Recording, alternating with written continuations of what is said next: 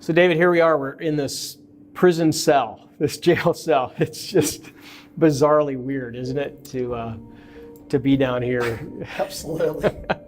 But I think all of us, as we've talked about, today, this weekend, the element of kind of that prison of shame at times we find ourselves into, or being held by shackles of shame. I know that for you in your life, there were some things, and when you think about a prison, even though you've never sat in a prison cell, have you? Absolutely not. But you certainly have had your own sense of a prison. For sure. Yeah. For Talk sure. a little bit about that for a moment and what yours was like. Yeah, for me, I was in a prison of addiction to alcohol, and I needed a way out, and found that way out eventually through Celebrate Recovery.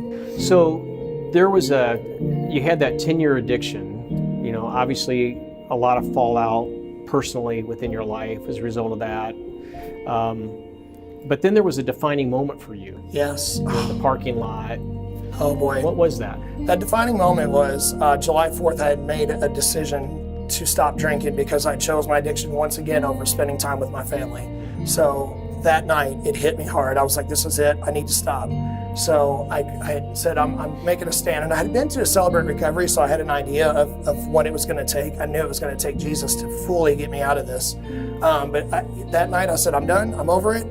3 days later, July 7th, I had a decision to make. My family was out of town. I'd made a commitment 3 days prior on July 4th. So I sat in that car and I just knew that this was the defining moment that was going to happen. And I cried out to Jesus. I just asked for him to come into my life and take this away. Because I knew as a human being, as David, that I couldn't do it. I was powerless, as we were taught in Celebrate Recovery. Yeah. And it was amazing to hear that in Celebrate Recovery, that I'm powerless to this. So I called out to Jesus, and as that moment was occurring, I felt just tremendous pressure lifted off my shoulders. And from that moment, I just realized that I just made a commitment for the rest of my life, that I'm going to follow Jesus, and anytime I have a struggle, I know how to cry out to him and ask him to take it. Because to my addiction, it is going to be, my recovery is a lifelong battle. It's not going to be it is one day at a time. But it's nothing that I can say that I've conquered. It's definitely something that I will every day work with. Yeah. When you're in recovery, you're always in recovery. You're always in recovery. Yeah. There's no denying that. And if you get comfortable with that, feeling like you're just completely, I'm good. Right. That's when the enemy will come in and sneak in and try to, you can have one, it'll be okay.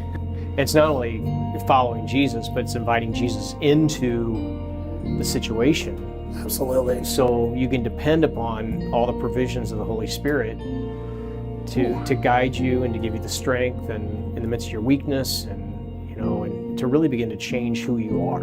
It's absolutely so true. I had no idea the power of literally letting go, just letting go of it and letting him take control.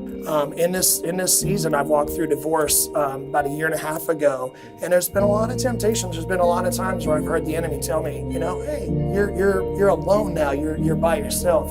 This is okay. You can have a beer. Or That's a whole new label to hang on to. They can hang on to you as well. Absolutely. And guess what? I just cry out to Jesus. Man, I'm struggling today. Can you give me the power and help me with this addiction today? And he never stops answering if I truly give it to him. So it's no longer David Mertz, the alcoholic. That's right. Who is it today? It's David Mertz, Jesus freak, stage 5 Jesus clinger is how I refer to myself.